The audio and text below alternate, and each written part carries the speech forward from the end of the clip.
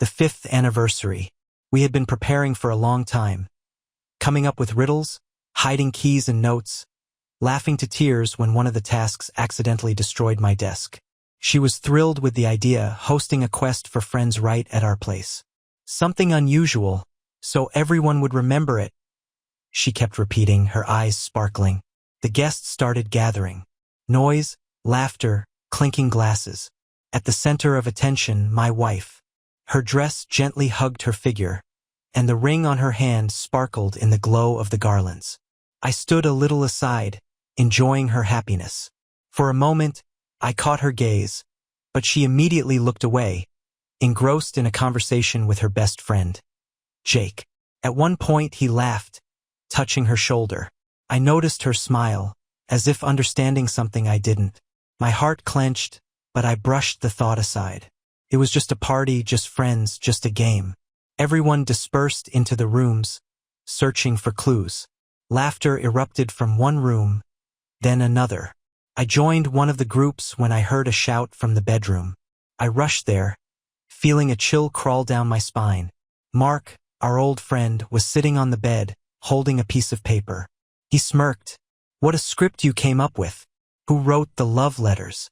I moved closer, staring at the bold signature at the bottom of the page. "Always yours, S." My ears started buzzing. Mark, laughing, looked up. "Seriously, guys? Didn't think the quest would be this intriguing." I turned to my wife.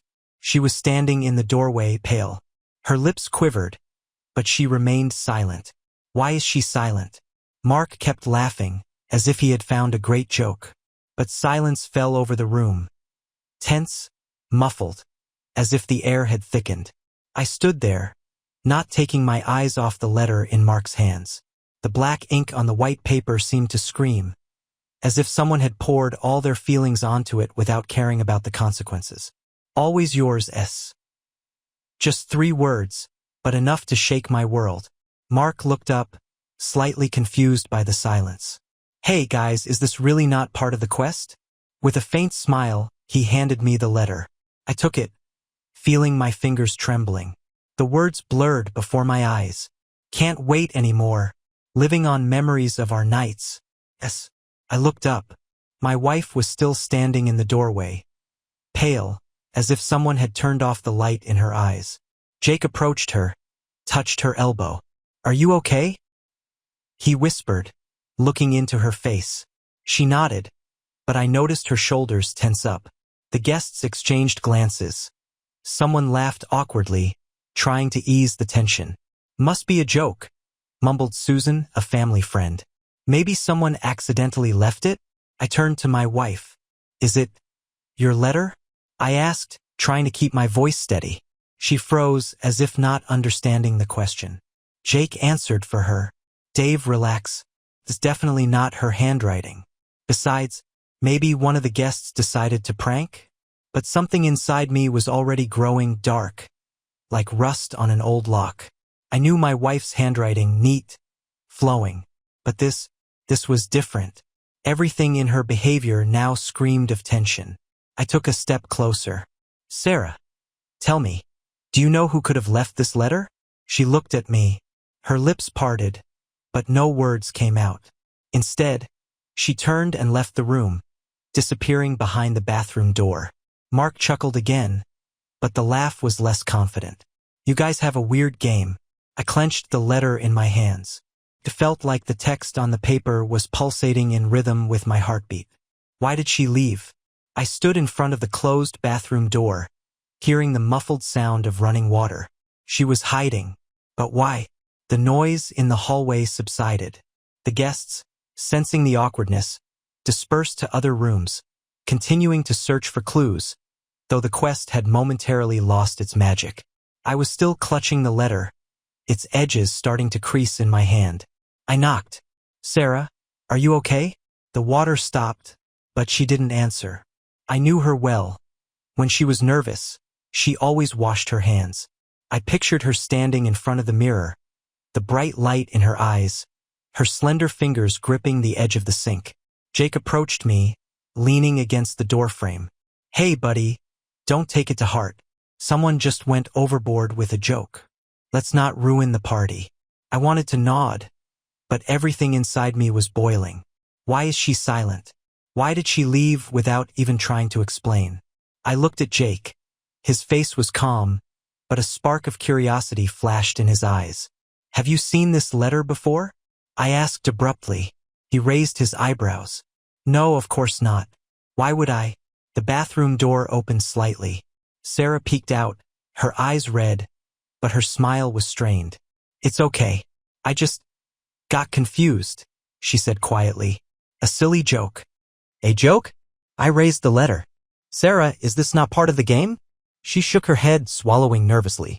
Jake stepped closer to her, gently putting an arm around her shoulders. Let's just forget about it, he suggested, looking at me a bit too intently. Sarah remained silent. I lowered the letter, trying to catch a hint of sincerity on her face. Instead, I saw a fleeting relief when Jake spoke for her. I'll go back to the guests, she muttered, avoiding my gaze. I watched her walk away, feeling the ring on my finger pressing against my skin. Jake pretended to leave too, but I stopped him. Jake, you're way too calm for someone whose best friend is clearly upset. He smirked a little. I just don't like drama, Dave. You know, sometimes you see things that aren't there. A thought flashed through my mind. Maybe he was right. Maybe I was looking for problems where there were none. But why did my heart ache as if it had been squeezed by icy tongs? I looked at the crumpled letter in my hands. Always yours, S? But who is this S? I tried to get back to the quest, but the words from the letter stuck in my head. Each always yours echoed with a dull pain in my chest. The guests gradually got back into the game, laughing, finding clues, running from room to room. I stood in the corner of the living room trying to focus on the activity around me, but my mind was buzzing. Jake had his arm around Sarah's shoulders, guiding friends to the next clue. She seemed calm, but something in her movements had changed, cautious, as if she feared brushing against an invisible barrier. I kept turning the letter over in my hands, reading the same line repeatedly. Can't wait anymore. Living on memories of our nights. S. The words made me nauseous. Who could she love like that? And why did this letter resurface now on our special day? Jake approached me, holding out a glass. Drink, it will make you feel better, he said with a slight smile. I didn't take it. You knew, didn't you? The words slipped out. He frowned. Knew what? You're Sarah's close friend. If she had someone else, you'd know. He chuckled softly, glancing at my wife. Listen, Dave, you're overthinking. Sarah loves you. You two have always been the perfect couple. Why would you doubt that? His words sounded confident, but they left a cold feeling in my chest. It was like he was deliberately trying to reassure me, knowing the truth was different. I decisively walked over to Sarah, pulling her aside. She didn't resist, but a flicker of worry crossed her face. Will you tell me the truth? I asked, my voice trembling. She frowned. Dave, what's going on? You're acting strange. Strange? You disappeared into the bathroom for 20 minutes after that letter was found. You didn't even try to explain. She nervously ran a hand through her hair, looking around to make sure no one overheard. I just got confused. I didn't expect Mark to make such a big deal out of that stupid note. But do you know who S is? I almost shouted. Sarah froze for a moment, then turned away. No, of course not. Maybe it wasn't even meant for me. But in our house? In your desk drawer? My words hung in the air, and she bit her lip. Maybe one of the guests, she tried to justify, but I saw her hands clenching into fists. I couldn't understand, was she protecting someone or just afraid of the truth? And why did Jake keep appearing, like he was shielding her from my questions? I glanced over my shoulder. He was standing in the doorway, watching us as if this was part of the quest too. What was he hiding? I thought I knew her. But when she finally spoke, her words felt distant, hollow, as if they didn't belong to her. When the guests gathered in the living room for the final part of the quest, I led Sarah into the kitchen. She nervously adjusted her dress, avoiding my gaze. We're not done with this conversation until you explain, I said, trying to control the shaking in my voice. She shook her head. Dave, it's just a misunderstanding. I don't know who left the letter. It must have been a prank from one of the guests. In our house? In your drawer? My words cut through the air. I don't know, her voice sounded hollow.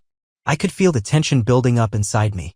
I glanced at the door. Jake was standing on the threshold, as if by chance. I couldn't shake the feeling that he was listening to every word. Sarah, look me in the eyes. I moved closer, taking her hand. She pulled her fingers away, and the gesture burned right through me. I don't understand what you want from me, she said tiredly. We're throwing a party, and you're turning it into a nightmare. I wanted to say something, but Jake interrupted. Guys, everyone's waiting. The final puzzle. Maybe later? I glared at him, feeling the anger rise. Jake, give us a minute. He frowned but stepped back, leaving us alone. Sarah turned to me, her eyes filled with tears. Why don't you believe me? Her voice was quiet, as if she was afraid of breaking something fragile. I held the letter up in front of her. Because this is your desk. Because Mark found it in your things. Because you were silent and ran to the bathroom. She closed her eyes, as if trying to gather her thoughts. I really don't know where it came from. Maybe it's an old letter?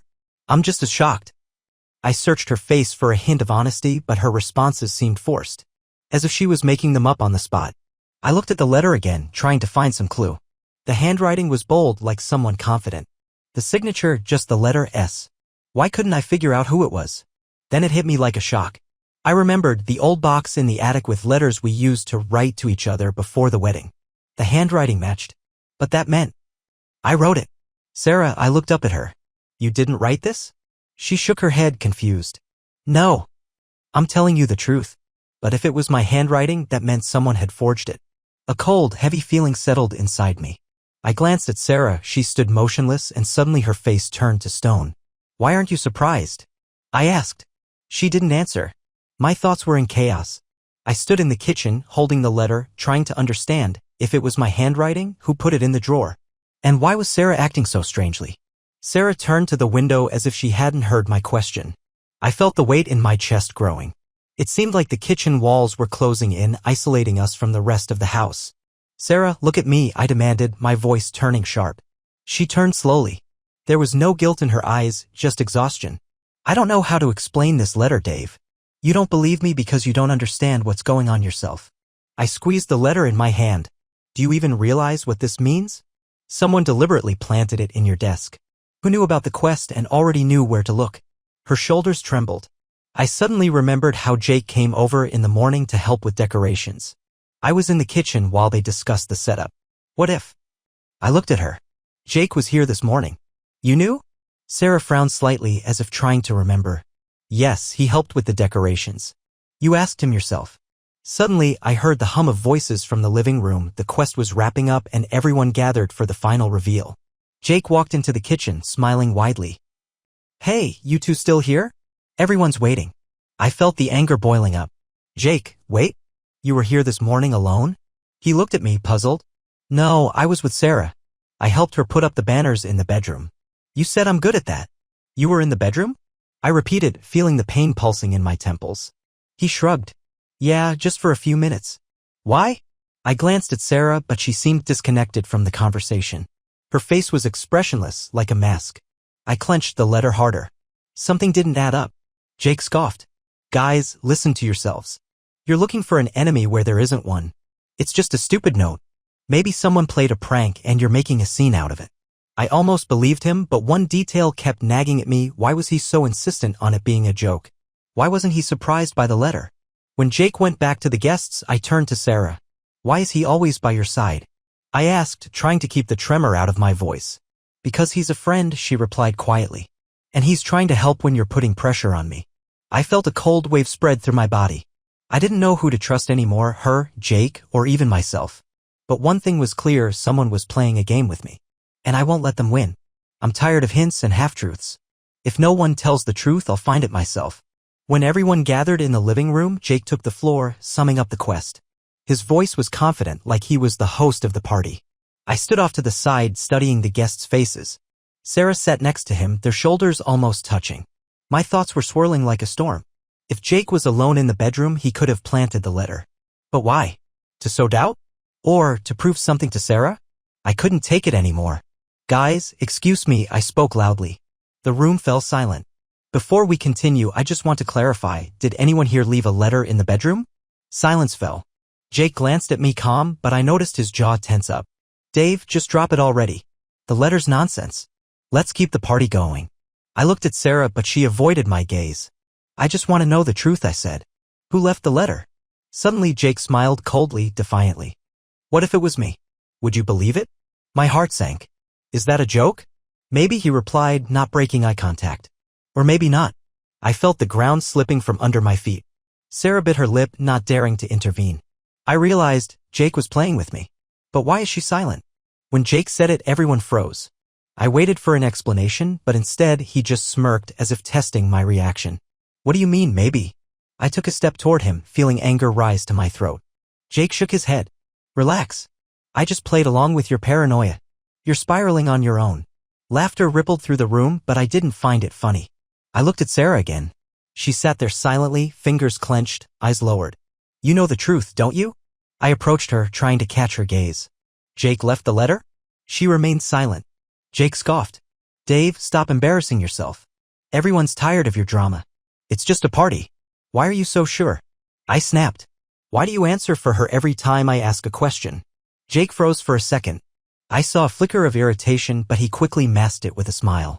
Because you don't know what you want to hear, he said calmly. And suddenly, I understood, he was deliberately throwing me off. I looked at Sarah, she was still silent, as if she had turned into a shadow of herself. Sarah, tell me the truth. I sat next to her, trying to speak gently. This quest, it's our anniversary. Why can't you just explain? She covered her face with her hands. I heard her quiet, broken voice. I didn't know. I didn't know Jake would do this. The world around me dimmed. So, he did it on purpose? Jake stepped forward, crossing his arms. I just showed her the truth, Dave. While you were building your perfect relationship, she had doubts for a long time. Sarah sobbed softly. I realized that Jake hadn't just set a trap. He had deliberately destroyed our marriage. But why didn't she resist? His words ripped my mind apart. He planned this. But for how long? Jake stepped closer, as if already victorious. I looked at Sarah. She didn't lift her head, as if she had given up before the battle even began. Did you deliberately ruin our anniversary? I asked, barely containing my anger. Jake shrugged. You needed the truth. I just helped. The truth? I scoffed. What truth? That you're manipulating our lives? That you wanted to turn her against me? He tilted his head as if pondering. You ruined it yourself, Dave. You always lived in an illusion. Sarah hasn't been with you for a while, but you didn't notice. That's not true. I felt a burning pain in my chest. Sarah, tell him. But she remained silent, and that refusal to defend me hurt more than Jake's words. She deserves to be with someone who understands her, he said quietly. With someone who sees her true self. Did you make her believe that? I shouted, clenching my fists. Jake smirked. You just stopped looking into her eyes over the years. I saw how she was slowly fading next to you. I took a step toward him, but Sarah suddenly stood between us. Dave, stop, she whispered, her voice trembling. Why aren't you fighting back? Why are you letting him say these things? I desperately tried to understand. She turned around, looked at Jake, and I noticed a brief glance between them, a silent confession. Is it true? I whispered. You chose him? Sarah bit her lip and nodded silently. I felt my heart clench. It wasn't spontaneous. Jake didn't just ruin the party, he convinced her that I was no longer needed. You planned it all, I forced out, looking at Jake. He just smiled. I just let her see the truth. But whose truth is it? It all turned out to be a lie. But the lie wasn't just around me, it was within me too. When Jake fell silent, the room seemed to sink into a vacuum. I looked at Sarah, hoping for some explanation, some justification, but her face remained closed off, as if behind a glass wall. Do you really believe him? I asked, feeling my voice crack. She looked up, there was pain in her eyes, but not the kind I wanted to see. Not remorse. It was more like exhaustion. I don't know, she whispered. At some point, I just realized I was losing myself next to you. I froze. You always said you were happy, that this was our dream. Jake laughed softly, as if savoring my despair. People often say what they're supposed to say. And then they meet someone who sees through them. I turned toward the window, unable to see his triumphant expression. Why didn't I notice before? Why didn't I sense the crack? Memories flashed through my mind. Her laughter with Jake, long conversations I had brushed off as friendship. I had led her to this, deliberately ignoring reality. Sarah carefully approached and touched my hand. I'm sorry, Dave. I didn't mean for it to happen this way. But I can't pretend anymore. I pulled my hand away, not letting her complete the gesture. You chose him? I asked, not recognizing my own voice. She nodded. Jake stepped closer to her, wrapping his arm around her as if sealing her choice. You wanted the truth, he said, looking straight at me. The truth. It didn't break me, it set me free. I looked at them and realized there's no point in fighting for someone who's already made their choice. Take her, I said quietly, feeling a strange relief. But know this, she'll always be a part of me. Jake didn't respond. Sarah looked at me as if she wanted to say something but stayed silent. I walked outside, the cold air biting into my lungs. The letter was still in my hands. Slowly, I tore it into small pieces, letting the wind carry the fragments away. I didn't lose. I just let go.